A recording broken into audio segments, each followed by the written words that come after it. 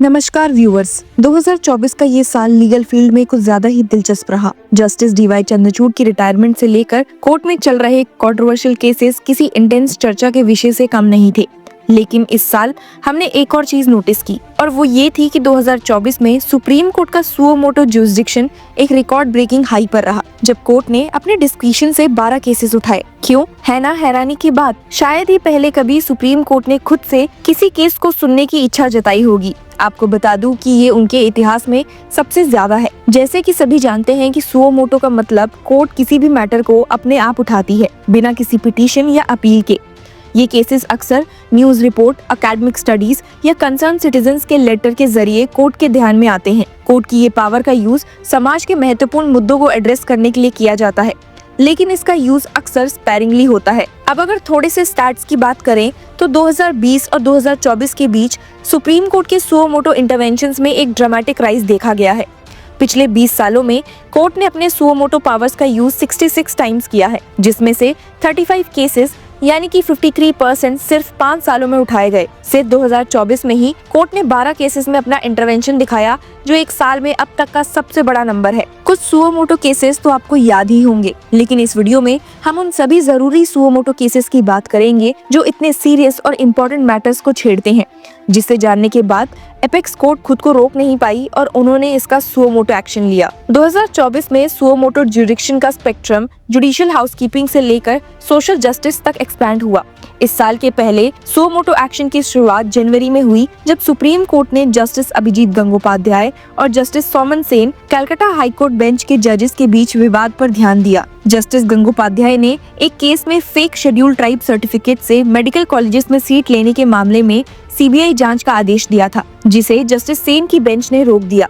इसके जवाब में जस्टिस गंगोपाध्याय ने एक ऑर्डर पास किया जो जस्टिस सेन के अधिकार क्षेत्र पर सवाल उठाता है और उन्हें पॉलिटिकल बायस और मिसकंडक्ट का दोषी ठहराया। सुप्रीम कोर्ट ने अगले ही दिन इसमें इंटरफेयर किया। कोर्ट ने हाई कोर्ट में केस की सुनवाई को रोका और इस मैटर को अपने पास ट्रांसफर कर लिया। फरवरी में कोर्ट ने एक 2021 के सुओ मोटो केस में छत्तीसगढ़ राज्य को इम्प्लीड किया, जिसमें अंडर ट्रायल प्रिजनर्स के टाइमली रिलीज के लिए एक कॉम्प्रिहेंसिव बेल पॉलिसी बनाने की मॉनिटरिंग हो रही थी। मार्च में कोर्ट ने गौतम बुद्ध नगर उत्तर प्रदेश के डिस्ट्रिक्ट कोर्ट कॉम्प्लेक्स में एक इंसिडेंट का संज्ञान लिया, जिसमें एक एडवोकेट स्ट्राइक के दौरान 2 लॉयर्स को मैन हैंडल्ड और असॉल्टेड किया गया था। कोर्ट ने स्ट्राइक पर सख्त निंदा जताई और कहा कि जुडिशियल सिस्टम के most vital stake holders litigants इसका भुगतान करेंगे। अप्रैल में भी कोर्ट ने डिस्ट्रिक्ट जुडिशरी और हाई कोर्ट्स की पेंशन्स को फिक्स करने का काम शुरू किया। कोर्ट इंश्योर कर रहा है कि हाई कोर्ट जजेस के डिस्ट्रिक्ट जुडिशरी में सर्व किए गए समय को उनकी पेंशन के कैलकुलेशन में इंक्लूड किया जाए।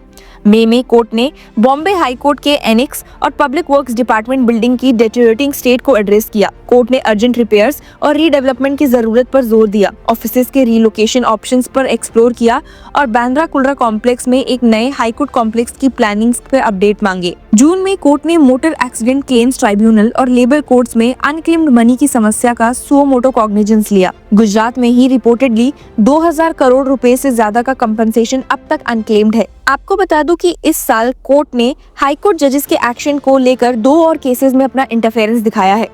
अगस्त में कोर्ट ने एक और ऑर्डर पर ध्यान दिया, जिसमें justice Rajveer Sherawat Punjab and Haryana high court के जज ने सुप्रीम कोर्ट को अपने बेंच के सामने एक कंटेम्प्ट पिटीशन को स्टे करने के लिए निंदा की थी। 5 जजेस की बेंच ने सुओ मोटो सुनवाई की और एक रिस्ट्रेंट अप्रोच अपनाया। उन्होंने रिमार्क्स को सिंपली एक्सपेंज कर दिया और कहा कि जजेस को अपनी बातों में सावधानी रखनी चाहिए ताकि जुडिशरी की मैजेस्टी खत्म ना हो। सितंबर में भी कोर्ट ने कर्नाटका हाई कोर्ट के जस्टिस वी श्रीशानंदा के सेक्सिस्ट और डिवाइसिव रिमार्क्स पर अपना इंटरफेरेंस दिखाया था। बेंच ने जस्टिस श्रीशानंदा का अपॉलॉजी एक्सेप्ट कर लिया, लेकिन जुडिशियल कंडक्ट पर अपनी राय भी रिकॉर्ड में रखी। इसके बाद अक्टूबर में एक पीआईएल के बाद, जिसमें कास्ट बेस्ड सेग्रीगेशन को प्रिजन्स में अनकॉन्स्टिट्यूशनल कहा गया था, कोर्ट ने सुओ मोटो डिसाइड किया कि वो कास्ट, जेंडर और डिसेबिलिटी बेस्ड डिस्क्रिमिनेशन को मॉनिटर करेंगे। कोर्ट ने मध्य प्रदेश और राजस्थान की जुडिशियल सर्विस एग्जामिनेशन रूल्स का भी सुओ मोटो कॉग्निजेंस लिया।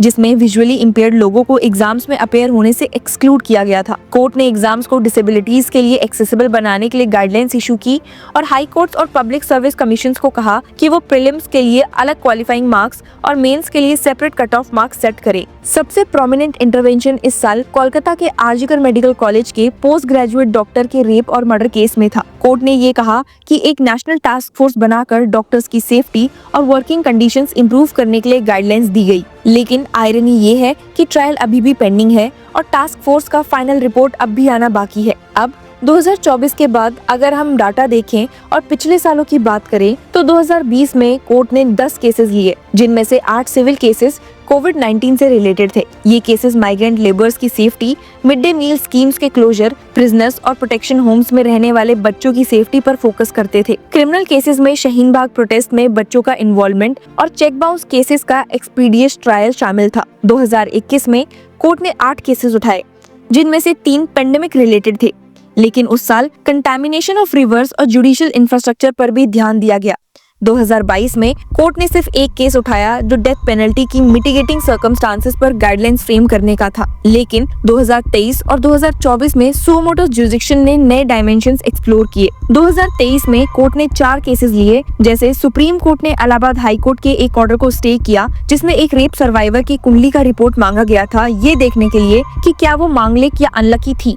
ये स्टेप जुडिशरी की डिग्निटी को प्रोटेक्ट करते हुए लिया गया था। कोर्ट ने सरिक्षा टाइगर रिजर्व्स के मैनेजमेंट और मध्य प्रदेश में 6 महिला जुडिशियल ऑफिसर्स की टर्मिनेशन को भी इन्वेस्टिगेट किया गया। साथ ही कोर्ट ने कलकत्ता हाई कोर्ट के एक ऑर्डर का कॉग्निजेंस लिया जिसमें एडोलेसेंट के बीच कंसेंसुअल सेक्स को लेकर रिग्रेसिव स्टेटमेंट्स दिए गए थे। जुलाई 2023 में former chief justice of India D Y Chandrachud के मणिपुर में महिलाओं पर होने वाले सेक्सुअल असॉल्ट और वायलेंस के हॉरिफिक इंस्टांसेस पर दिए गए कमेंट्स वाइडली रिपोर्ट हुए, जिसे कोर्ट के सुओ मोटो कॉग्निजेंस के रूप में देखा गया। हालांकि ये केस सुप्रीम कोर्ट के रिकॉर्ड्स में ऑफिशियली सुओ मोटो केस के रूप में नहीं दर्ज किया गया है। अब तक आप जान चुके होंगे कि सुप्रीम कोर्ट का सुओ मोटो ज्यूरिसडिक्शन एक तरह से जुडिशरी की इंटीग्रिटी, डिग्निटी और फंक्शनैलिटी को रीइंफोर्स करने का काम करता है। लेकिन क्या ये स्टेप्स लॉन्ग टर्म इम्पैक्ट डालते हैं, ये एक बड़ा सवाल है। 2024 के कुछ केसेस जैसे डॉक्टर्स की सेफ्टी पर इंटरवेंशन सिंबॉलिक लगते हैं, लेकिन इनका एग्जीक्यूशन डिलेड है। दिसंबर 2024 तक भी